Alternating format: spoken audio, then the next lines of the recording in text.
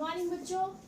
Last class में हमने study की थी, हमने मॉर्गन के एक्सपेरिमेंट के बारे में बात की थी, जिसमें हमने बात की कि मॉर्गन ने 3 डायहाइब्रिड क्रॉसेस को एक्सप्लेन किया और उसके बेस पर क्रोमोसोमल थ्योरी ऑफ इनहेरिटेंस को एक्सप्लेन किया था। ठीक, तो उन्होंने 3 क्रॉस, जिसमें से एक क्रॉस को मैंने आपको लास्ट क्लास में समझाया था और पूरा क्लास हमने कंप्लीट किया था और उसमें हमने पेरेंटल जनरेशन 98.7% और रिकॉम्बिनेंट जनरेशन हमने 1.3% जो है वो काउंट कर ली थी। और साथ में ही आपको बताया था कि 2 और क्रॉसेस थे जो कि मॉर्गन ने कंप्लीट किए थे या परफॉर्म किए थे। किसके बीच में? एक तो किया था विंग साइज और आई कलर के बीच में, और दूसरा किया था ये जो था वो बॉडीड कलर और आई कलर के बीच में। ये 2 और क्रॉसेस को परफॉर्म किया था, जिसकी भी पेरेंटल जनरेशन सेकंड क्रॉस में हमें 62.8% मिली और रिकॉम्बिनेंट फ्रीक्वेंसी हमें 37.2% मिली। और जो थर्ड क्रॉस, जो कि आपकी बुक में नहीं दिया हुआ है, ठीक, आपको नहीं मिलेगा। 2 ही क्रॉसेस हैं जो एनसीईआरटी बुक में दिए हुए हैं और थर्ड क्रॉस एनसीईआरटी बुक में नहीं दिया है। और अगर आप आरबीएससी की बुक को देखेंगे तो आरबीएससी की बुक में तो ये दोनों ही क्रॉसेस नहीं दिए, पर आपको पढ़ना है बच्चों। जेनेटिक्स वाला ये जो सेशन है हमारा, बिल्कुल मुझे पता है ये बहुत लंबा जाने वाला सेशन है, लेकिन आप जरा अपनी बुक्स को खोलकर देखिए। जो आरबीएससी वाले बच्चे हैं उनका फर्स्ट चैप्टर पूरी तरीके से खत्म हो चुका है। फर्स्ट चैप्टर हमने बहुत पहले ही खत्म कर लिया था। हम जो है अब सेकंड चैप्टर में चल रहे हैं अपने, ठीक है। ये तुम्हारा जेनेटिक्स जो है इनहेरिटेंस वाला जो पूरी यूनिट है उसमें 3 चैप्टर हैं, तो ये तीनों चैप्टर्स जो है वो आपके एक साथ ही कंप्लीट हो जाएंगे। और जो सीबीएसई वाले बच्चे हैं उनका तो एक ही चैप्टर है, चैप्टर नंबर 5, वही अभी कंटिन्यू है। क्लियर? लंबा है बट इंटरेस्टिंग है, अच्छे से पढ़िए। और आप लोग भी अपना रिस्पॉन्स जो है वो वीडियोस में कमेंट के फॉर्म में ज़रूर दीजिए और प्लीज़ बताइए मुझे। इनफैक्ट मुझे पता चलना चाहिए कि कितने बच्चों को ये चीज़ समझ आ रही है या नहीं। उर्मी, याशिका, ये सब लोग, आदर्श और बाकी सारे बच्चे, अनुज वगैरह, सब लोग अपने अपनी प्रेजेंस जो है वो ज़रूर लगाइए और बताइए कि एटलीस्ट मुझे पता चलना चाहिए ना आप लोग वीडियो देख भी रहे हैं या नहीं देख रहे हैं, या फिर इन वीडियो बनाने का कोई मतलब भी निकल रहा है या नहीं। तो give your response in your comments. ठीक, चलिए, तो क्या हुआ? 3 क्रॉसेस हमने परफॉर्म किए, जिसमें से एक को हमने एक्सप्लेन किया। ठीक, अब यहाँ क्या देखा मॉर्गन ने ये देखा कि भाई पेरेंटल कॉम्बिनेशंस, मतलब ऐसे जीन्स जो कि पेरेंटल कॉम्बिनेशन को बनाते हैं, जैसे पेरेंट के जीन्स थे सेम वैसे ही ऑफस्प्रिंग्स वाले कॉम्बिनेशंस बनाते हैं, उन्हें हमने पेरेंटल कॉम्बिनेशंस कहा। और ये पेरेंटल कॉम्बिनेशंस हमारे फर्स्ट वाले क्रॉस में 98.7% थे, मतलब बहुत बहुत ज्यादा। और जो नॉन पेरेंटल कॉम्बिनेशंस हमने उन्हें कहा, जो कि पेरेंटल जीन को बिल्कुल भी फॉर्म करते ही नहीं है, इनफैक्ट उससे कुछ अलग ही बनता है। ठीक है, उसे हमने कहा नॉन पेरेंटल जीन कॉम्बिनेशंस, या फिर शॉर्ट में कहें तो वो क्या कहलाए? रिकॉम्बिनेंट्स कहलाए। क्लियर? तो मॉर्गन ने एक चीज बड़े ध्यान से देखा कि जो मेंडल ने बताया था कि जो जीन्स होते हैं वो इंडिपेंडेंटली असॉर्ट होते हैं। ठीक है, मतलब वो एक दूसरे पर डिपेंड नहीं करते हैं और एक दूसरे से इंडिपेंडेंट होकर अगली जनरेशन में ट्रांसफर होते हैं। ये कहा था, किसने कहा था? डायहाइब्रिड क्रॉस में मेंडल ने ये एक्सप्लेन किया था। लेकिन यहाँ पर मॉर्गन ने ये देखा कि भाई जो जीन्स हैं वो इंडिपेंडेंटली सेग्रीगेट नहीं हो रहे हैं।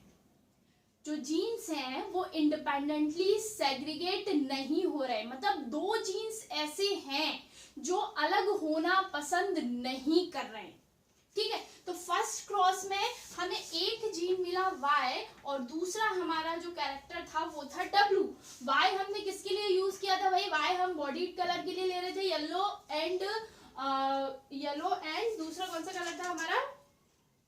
अरे ठीक, बॉडी कलर कलर जिसमें हमने येलो एंड ब्राउन लिया था, W जो है वो हमारा हो गया था आई कलर जिसमें हमने रेड एंड व्हाइट लिया था। अब ये डोमिनेंट रिसेसिव कुछ भी हो सकता है, केवल हमें समझना है, ठीक। तो इन दोनों के बीच में देखा कि ये दोनों ही जो जीन्स हैं वो इंडिपेंडेंटली सेग्रीगेट नहीं हो रहे, मतलब अलग अलग नहीं जा रहे हैं, ये कोशिश कर रहे हैं कि ज्यादातर साथ में रहें, तभी तो पेरेंटल कॉम्बिनेशन ज्यादा बने भाई, है ना। W और Y, आप याद कीजिए पिछले लेक्चर को हमने पेरेंटल जनरेशन क्या लेकर चले थे, हम W और Y को ही साथ में लेकर चले थे ना, और वही कॉम्बिनेशन हमें बार बार मिल रहे हैं, वही कॉम्बिनेशन हमें 98.7% मिल रहे हैं। इट मीन्स ये दोनों जीन अलग होना पसंद नहीं कर रहे हैं।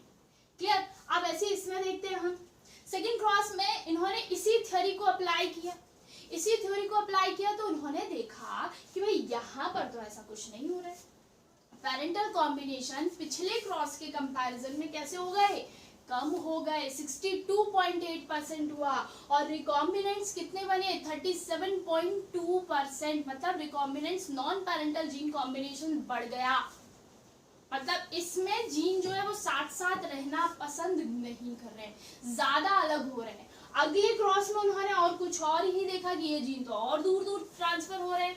देखिए पहले हम बात कर चुके हैं, इन्होंने उन जीन्स के ऊपर वर्क किया था जो एक्स लिंक्ड थे, मतलब जो एक्स क्रोमोसोम्स पर प्रेजेंट थे। तो यहाँ से इन्हें क्या पता चला, इन्होंने कंक्लूजन निकाला कि कोई दो जीन, मतलब एक एक्स क्रोमोसोम है, इस एक्स क्रोमोसोम के ऊपर जीन्स जो हैं वो एक लीनियर फॉर्म में प्रेजेंट होते हैं, ये हम पहले डिस्कस कर चुके हैं।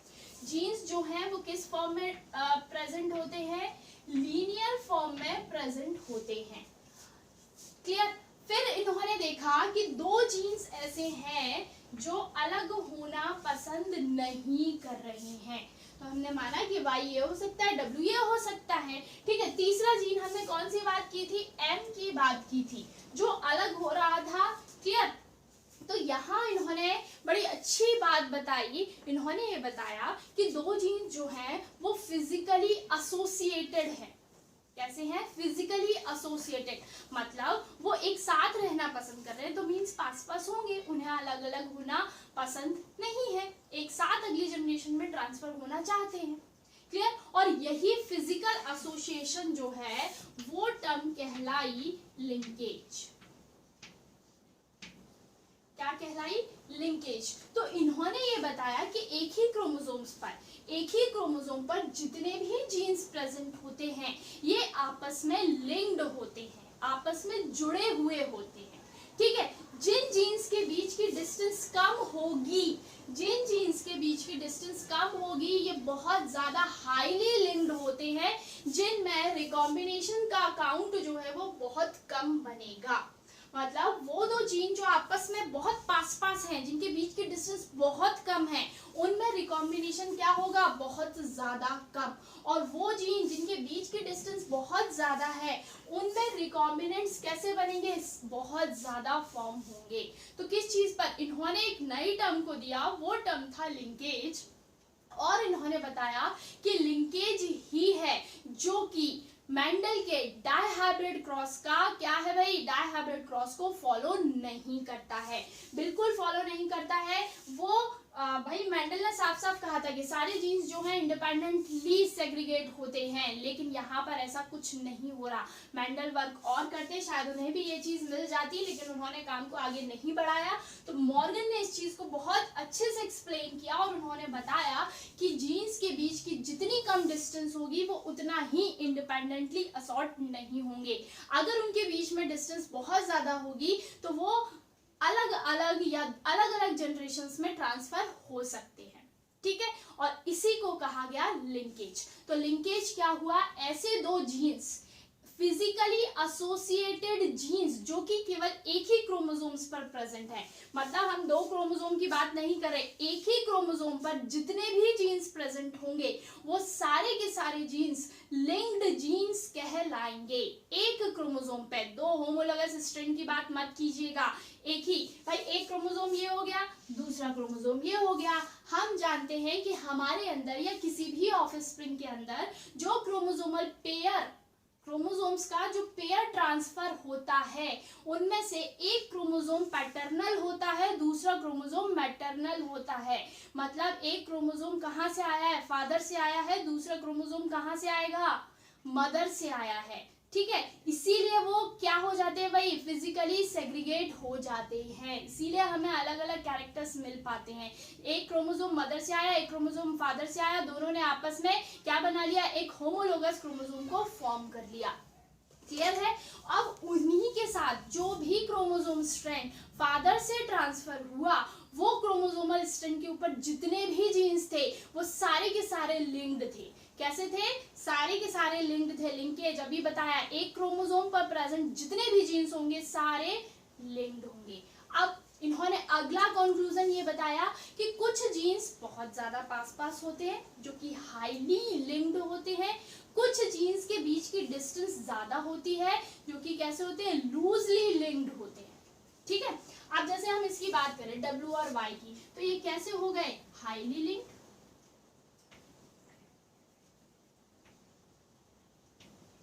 है ना, ये कैसे हो गए, हाईली लिंक्ड। और W और M की बात करें तो ये कैसे हो गए, लूजली लिंक्ड हो गए।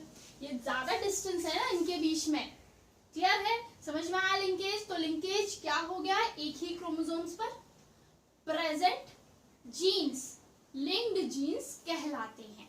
ठीक, चलिए अब इन्होंने ये चीज तो इसके लिए एक्सप्लेन कर दी। अब यहां जब इन्होंने देखा तो क्या देखा कि ये लिंक्ड जीन्स जो है वो सेग्रीगेट तो हो गए, मतलब जो नॉन पेरेंटल कॉम्बिनेशंस था वो हमें उसका नंबर बढ़ता हुआ नजर आया। ऐसा क्यों हुआ, इसका रीजन भी उन्होंने ढूंढा और इसका रीजन इन्होंने दिया क्रॉसिंग ओवर। इसका रीजन इन्होंने क्या दिया भाई, क्रॉसिंग ओवर इसका रीजन दिया। मतलब क्रॉसिंग ओवर का मतलब ये हुआ, याद कीजिए होमोलोगस क्रोमोसोम्स जो आपस में एक्सचेंज होते हैं उसी को हमने क्रॉसिंग ओवर कहा था।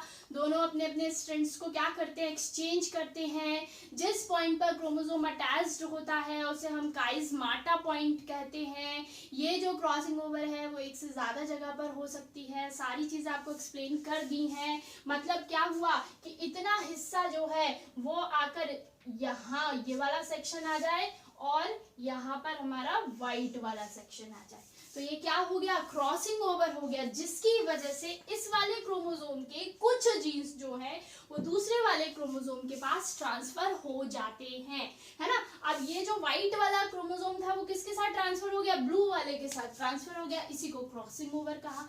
तो इन्होंने क्या बताया, इन्होंने बताया कि ये जो हमें रिकॉम्बिनेंट नॉन पैरेंटल कॉम्बिनेशन ज्यादा मिलने की रीजन ही क्रॉसिंग ओवर है।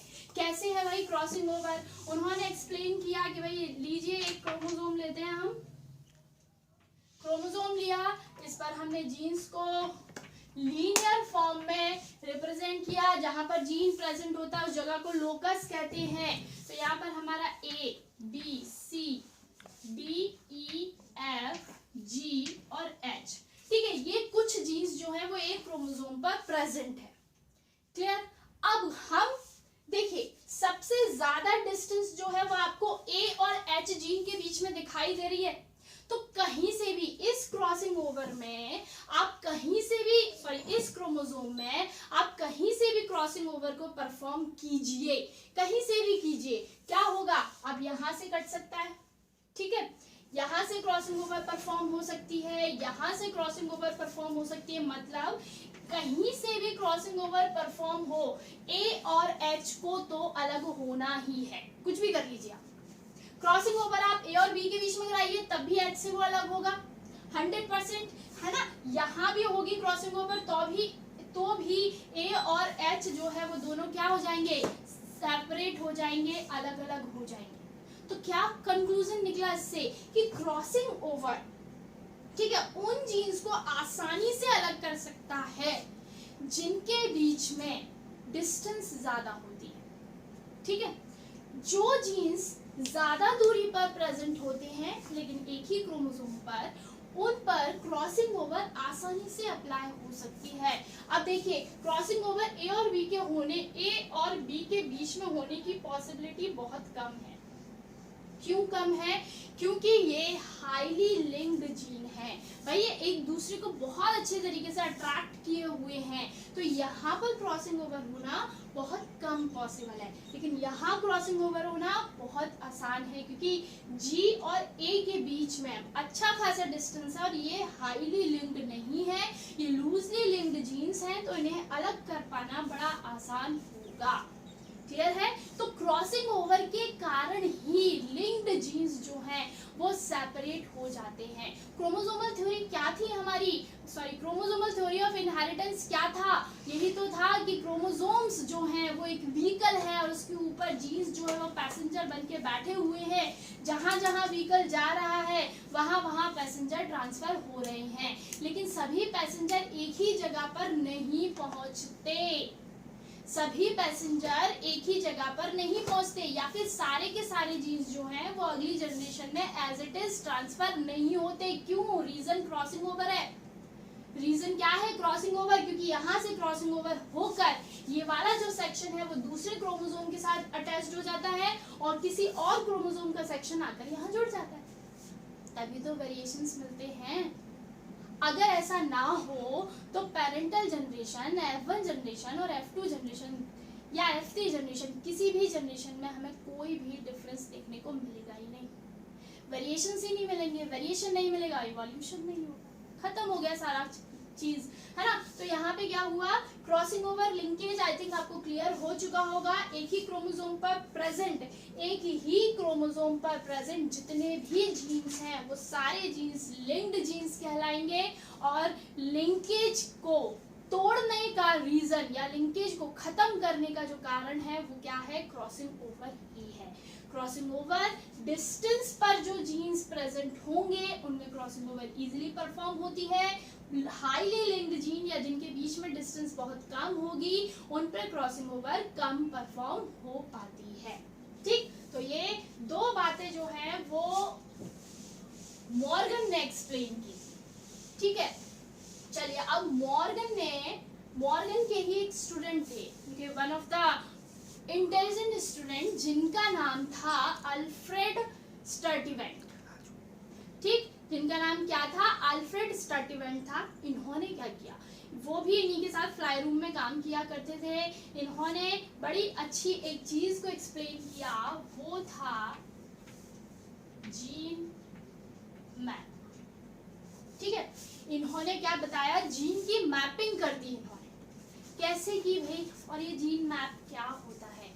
इन्होंने बहुत अच्छे तरीके से, देखिए इन्होंने क्या बताया कि किस क्रोमोसोम पर कौन सा जीन प्रेजेंट है, कहाँ पर प्रेजेंट है, इनके बीच की डिस्टेंस कितनी होगी, इस सब चीज को इन्होंने, मतलब जो मॉर्गन के स्टूडेंट थे अल्फ्रेड स्टर्टिवेंट, इन्होंने बहुत अच्छे तरीके से मैप के फॉर्म में रिप्रेजेंट किया। भाई सिंपल वर्ड्स में अगर हम देखें तो मैप क्या होता है ना? गूगल मैप, आपने एक लोकेशन का नाम डाला और गूगल मैप को खोला तो वो आपको तुरंत एक रास्ता और जगह जगह जो है स्पॉट्स, मतलब साइंस बने होते हैं कि यहाँ पे टेम्पल होगा, यहाँ पे ये कॉलोनी है, यहाँ ये है, यहाँ वो है, सारी चीज़ें जो है वो आपको बताई जाती हैं। तो इन्होंने भी यही किया, इन्होंने भी जीन्स उठाए, ड्रोसोफिला।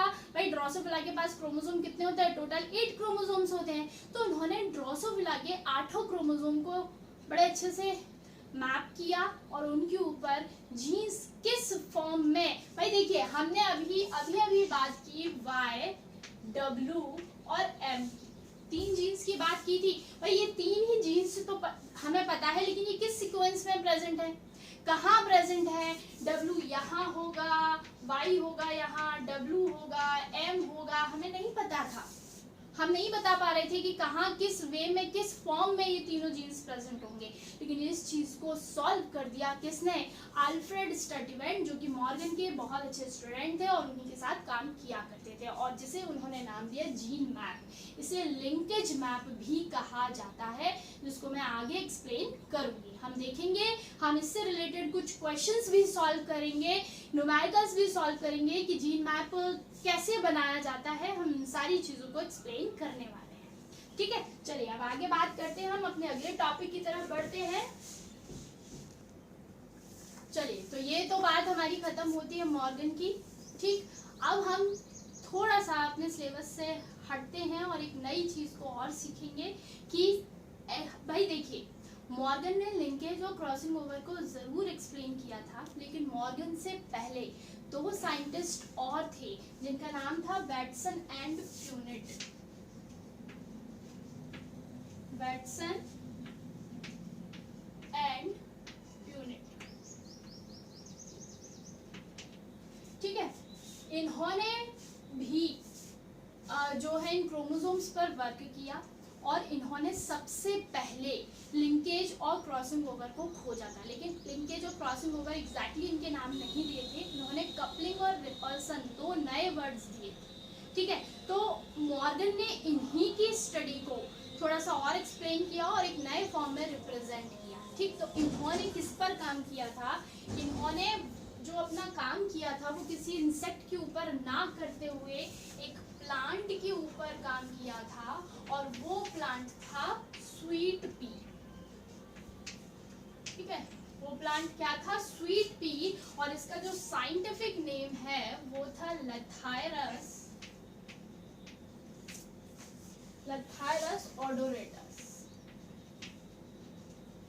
साइंटिफिक नेम्स को आप अच्छे से लर्न रखिएगा, ये पूछ लिया जाता है कई बार। स्वीट पी ना देते हुए लथायरस ओडोरेटस करके दे दिया जाता है या लथायरस दे दिया जाता है, तो आपको कंफ्यूज नहीं होना है, ठीक। इन्होंने जो काम किया वो किस स्वीट पी के क्रोमोसोम्स के ऊपर काम किया।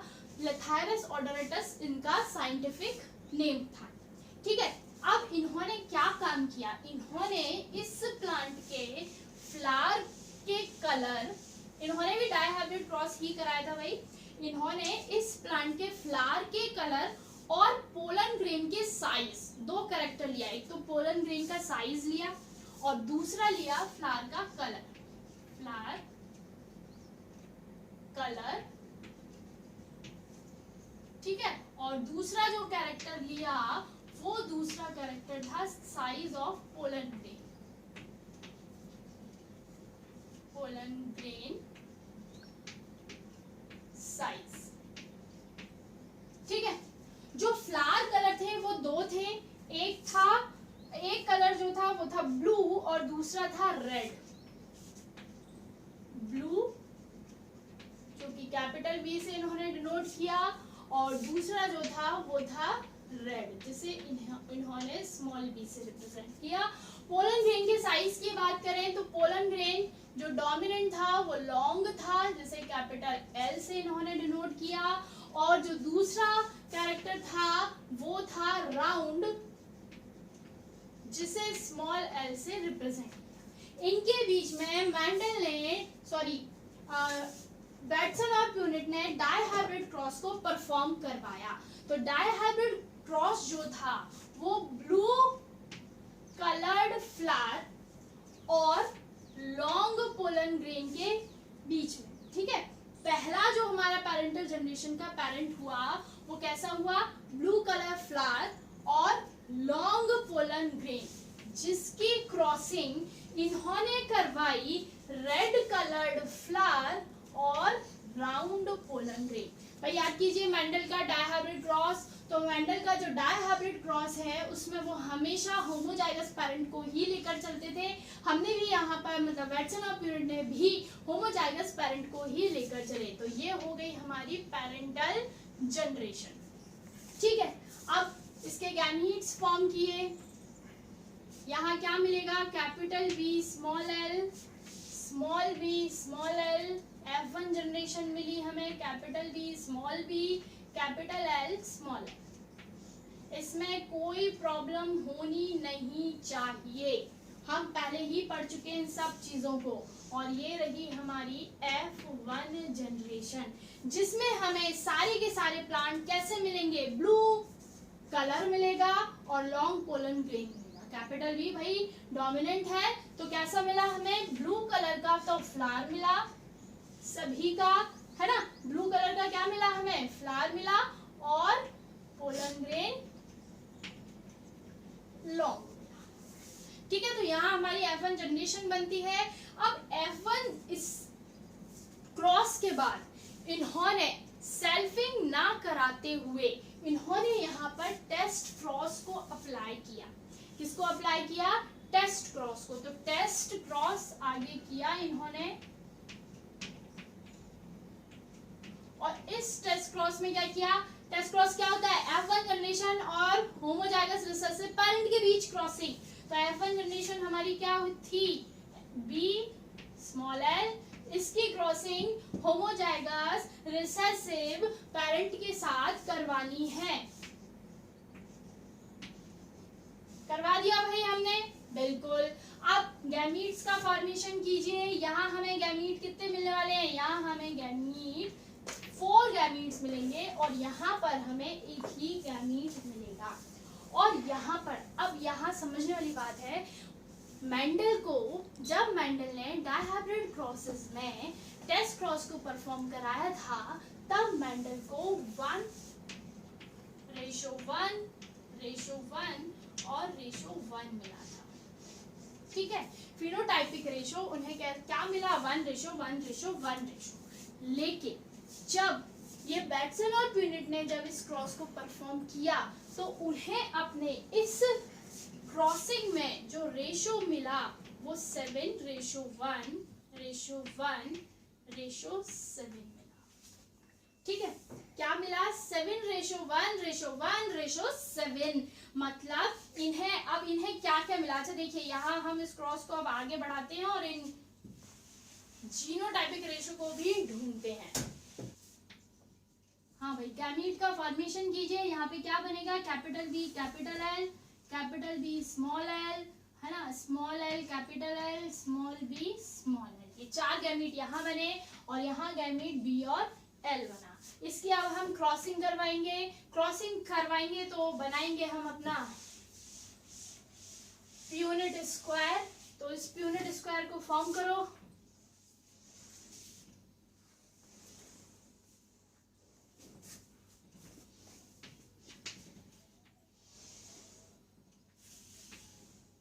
रखिए गैमीट्स को। यहाँ आ गया हमारा BL। भाई मैं थोड़ा जल्दी कर रही हूँ क्योंकि ये चीज हम कई बार कर चुके हैं, तो आपको पता होगा कैसे करना है। नहीं है तो पिछले लेक्चर्स को जरूर देखिए कैसे इनको गैमीट्स को रखा जाता है। ये मेल हो गया, ये फीमेल हो गया। ठीक, बनाइए भाई। Capital B small b capital L small l। यहाँ बनेगा capital B small b small l small l। यहाँ बनेगा small b capital L small l, और यहाँ बनेगा small b small l small l। ठीक है, ये फॉर्मेशन हमारे फॉर्म में। तो हमें एग्जैक्टली जो रेशो मिलना चाहिए था वो था 1:1:1, जो कि बैटसन और प्यूनिट को नहीं मिला। इन्हें क्या मिला? इन्हें मिला 7:1:7। ठीक है, देखिए इसकी जब हम बात करें तो ये हमारी पैरेंटल जनरेशन हुई। इसकी जब हम बात करते हैं ये भी हमारी पैरेंटल जनरेशन हुई, और यही फॉर्मेशन हमें साथ साथ मिला। मतलब बैटसन और प्यूनिट ने जो एक्सपेरिमेंट को परफॉर्म किया उसमें इन्होंने क्या देखा? जो पैरेंटल जनरेशन थी वो उन्हें ज्यादा नंबर में मिली। मतलब पैरेंटल जीन कॉम्बिनेशन ज्यादा मिले और नॉन पैरेंटल जीन कॉम्बिनेशन कम मिले। ये तो एक ही एक मिला ना, ये भी एक मिला, ये मिला, ये नॉन पैरेंटल कॉम्बिनेशंस है। ठीक है, नॉन पैरेंटल कॉम्बिनेशन कम मिले और पैरेंटल कॉम्बिनेशन क्या मिले? ज्यादा मिले। और इन्होंने भी इसी चीज को एक्सप्लेन किया।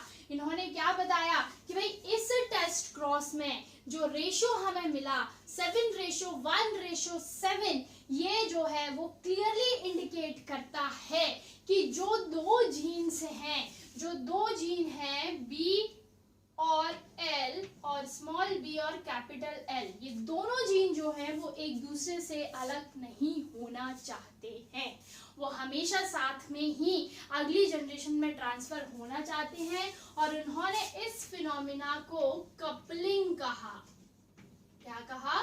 कपलिंग। कि भाई ये आपस में किसी ना किसी फोर्स से आपस में जुड़े हुए हैं, जिसके कारण अगली जनरेशन में एक साथ ट्रांसफर हो जाते हैं, एक साथ ट्रांसफर होते हैं, जिसके कारण हमें पेरेंटल कॉम्बिनेशन ज्यादा मिलता है और नॉन पेरेंटल कॉम्बिनेशंस कम मिलते हैं। ठीक है भाई। अब यहाँ फिर इसके बाद इन्होंने अगला एक्सपेरिमेंट परफॉर्म किया।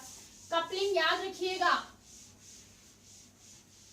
इन्होंने थोड़ा सा एक्सपेरिमेंट में क्या किया, बदलाव किया। क्या बदलाव किया, इन्होंने अब जो क्रॉसिंग कराई वो उन्होंने कैपिटल बी स्मॉल एल और क्रॉसिंग कराई स्मॉल वी कैपिटल एल। ठीक है, गैमीट्स को थोड़ा सा इधर उधर किया। फॉर्म कीजिए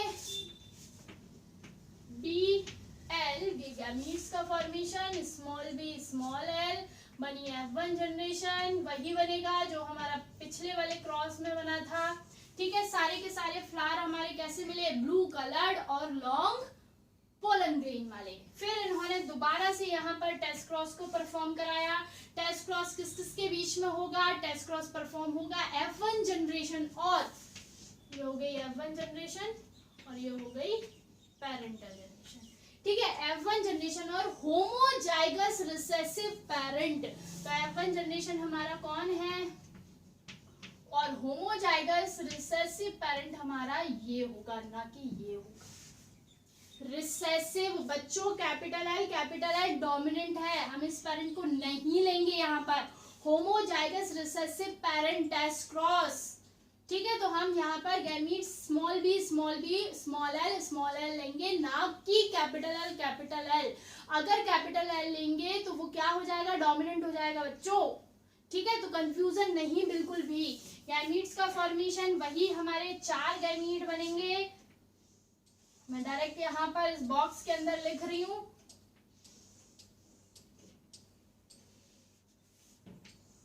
ठीक है, यहाँ पर गैमीट बना हमारा स्मॉल एल, एक ही गैमीट बनेगा। यहाँ हमारे 4 बनेंगे, कैपिटल बी स्मॉल एल। ठीक है, small B capital L, small B small L. ये 4 गैमीट हमारे बनकर तैयार हुए। कॉम्बिनेशंस बनाइए, capital B capital L small L. यहाँ पर बनेगा हमारा capital B small L, small B capital L small L, small B small L. अब इसमें रेशो जो था इन्हें, ये इसमें जो रेशो मिला वो और भी डिफरेंट था। वो रेशो इन्हें क्या मिला, इन्हें मिला 1:7:1। मतलब इस रेशो को देखकर ही थोड़े से और इन्हें नई चीज मिली। वो नई चीज क्या मिली, जो पेरेंटल कॉम्बिनेशंस थे, वो पेरेंटल कॉम्बिनेशन अब यहाँ पर कम हो गए और नॉन पेरेंटल कॉम्बिनेशन, ये वाले नॉन पेरेंटल कॉम्बिनेशन क्या हो गए, ज्यादा हो गए। ठीक है, यहाँ पे क्या हुआ, पेरेंटल जनरेशन तो एक रह गया और जो नॉन पेरेंटल थे वो कैसे हो गए भाई, 7 बने। आप टोटल काउंट कीजिए ना, 16 प्रोजेनीज हो रहे और F2 जनरेशन में हमें 16 प्रोजेनीज मिलती ही है।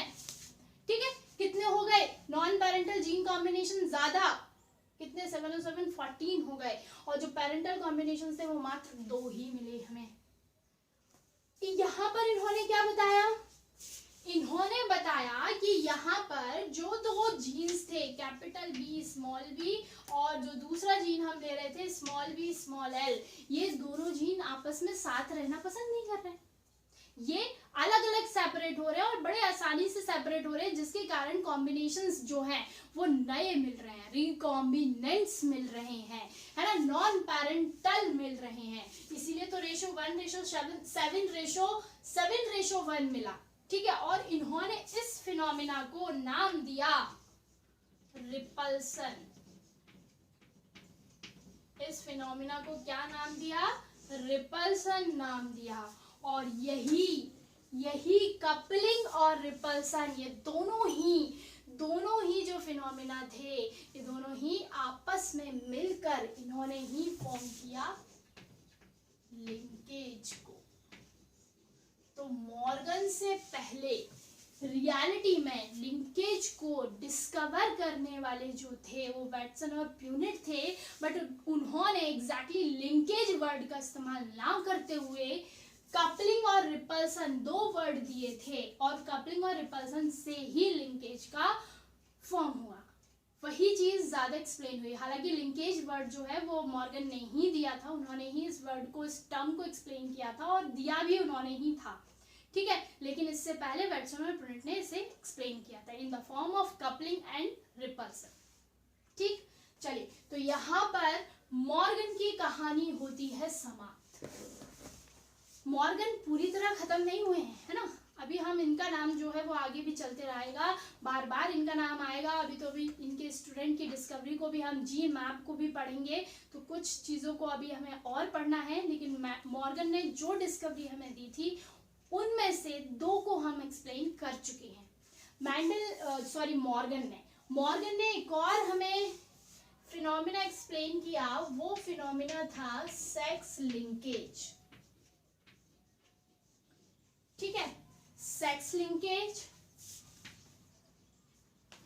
जीन मैप, ठीक है, क्रोमोसोमल थ्योरी ऑफ लिंकेज, ठीक, लिंकेज पैरामीटर्स, बहुत सारी छोटी छोटी डेफिनेशंस, छोटे छोटे टर्म्स हम अगले लेक्चर में एक्सप्लेन करेंगे। अगला लेक्चर आपका इंपॉर्टेंट होने वाला है, हालांकि सारे ही लेक्चर इंपॉर्टेंट है। Till then, very happy learning, thank you.